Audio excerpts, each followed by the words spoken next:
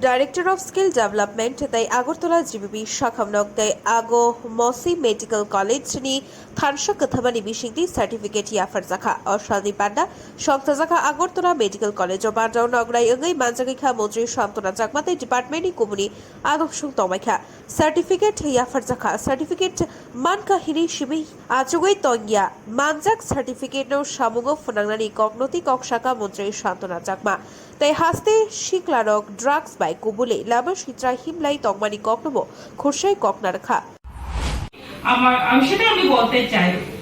তো অনেক কিছু বলা যায় যে আমাদের ডিপার্টমেন্ট বিভিন্ন সময় বিভিন্ন ভাবে ট্রেনিং করে নিচ্ছে, যে কতজনকে নিল কিভাবে নিল সেটা আমি বলিনি, করানো আত্মনির্ভর করানো। কিন্তু যদি নিজের ইচ্ছে শক্তি না থাকে শুধুমাত্র সার্টিফিকেট নিয়ে নিলাম তারপরে আমি কিছু একটা পাবো সেটা না, নিজের থেকেও চেষ্টা চালিয়ে যেতে হবে। যে আজকের সমাজে যুব সমাজ বিভিন্ন সময় আমরা দেখেছি, বিগত দিনেও দেখেছি যে বিভিন্ন ভাবে নেশাগ্রস্ত হয়েছে। সেই যুব সমাজকে বাঁচাতে হলে আমাদের কাজের সঙ্গে ব্যস্ততার সঙ্গে থাকতে হবে, তাহলে সেটা ধীরে ধীরে নেশামুক্ত আমাদের কেন্দ্র সরকার হোক রাজ্য সরকার আমরা প্রত্যেকেই চাই যে আমাদের ভারত ড্রাগস ফ্রি ভারত হোক, ড্রাগস ফ্রি ত্রিপুরা হোক।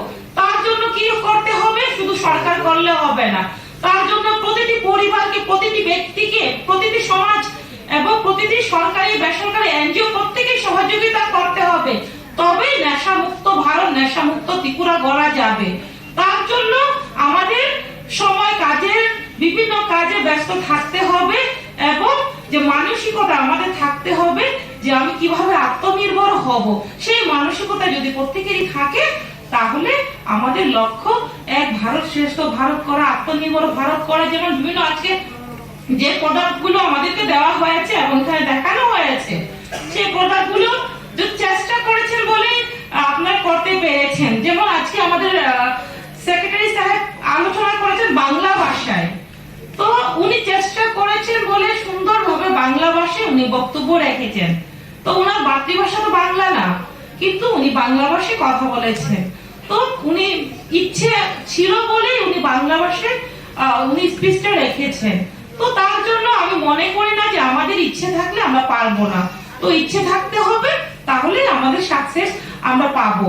তো আমাদের দপ্তর থেকে আমাদের যতটুকু সম্ভব আমাদের যে সিস্টেম অনুসারে আমরা আপনাদেরকে সহযোগিতা করে যাব এবং সরকারের, কেন্দ্র সরকারের এবং রাজ্য সরকারের বিভিন্ন যে স্কিম গুলো আছে সেগুলোকে আপনাদেরকে জেনে নিতে হবে। যে শুধুমাত্র নিজে জানলাম অন্যকে জানালাম না, সেটা যাতে না হয়, নিজেও জানবো অন্যকেও জানাবো, তারপরে অ্যাওয়ারনেস যত হবে পাবলিক তত জানবে, তত আমাদের ত্রিপুরা এগিয়ে যাবে, ততই আমাদের ভারত এগিয়ে যাবে।